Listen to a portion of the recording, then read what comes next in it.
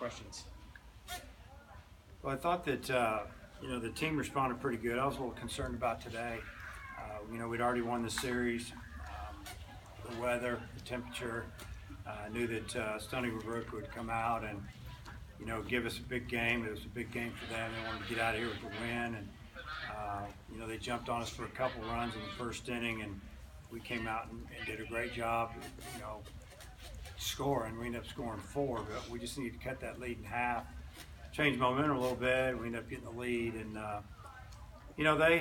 they battled pretty good. And I thought that when Wicklander came in the game, and he walked a batter or two, but he also got 3 strikeouts, and he only scored 1 more run there. It just seemed like that we were going to be able to get things going again, and we did offensively. Had put together a big inning in the 4th, kind of took control of the game a little bit, and got Wicklander out of there because we want to use him again Tuesday or Wednesday, and gave Vermillion an opportunity to come in and pitch. And his first inning he was outstanding, and sped the game up a little bit. We came in and scored a few more, and just good to see some of our hitters, our veteran hitters that really been struggling a little bit.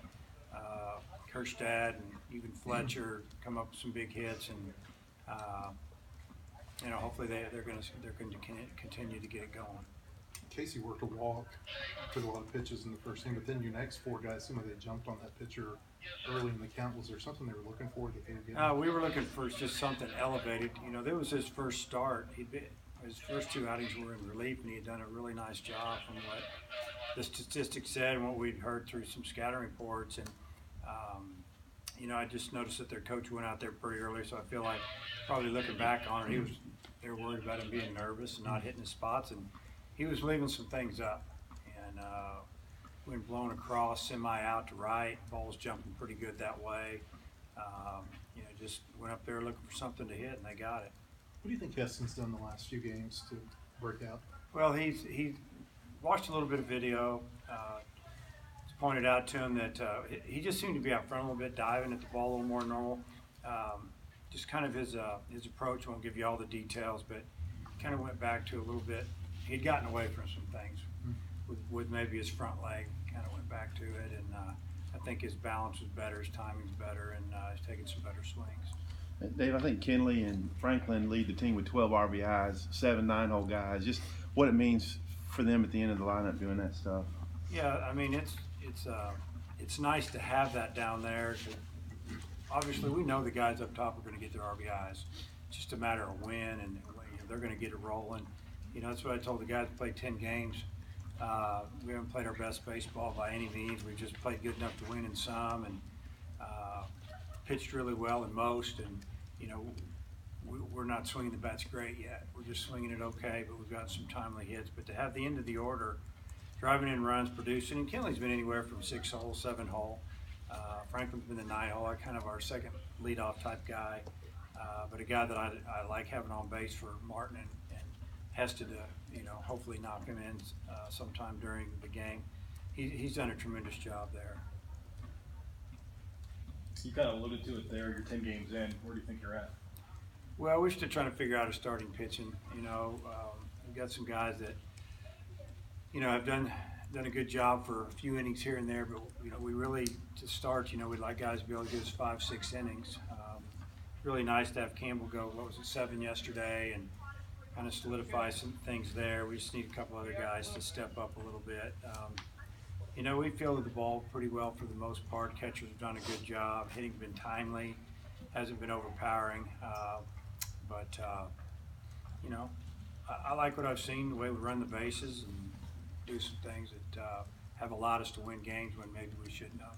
Connor had a pretty good first start, but his last 2, what are you seeing from him? Yeah, today the first hitter of the game hits one off the end of the bat, loops it in there. I mean, he's got off to a little bit of a rough start, and then, basically didn't do a real good job holding runners.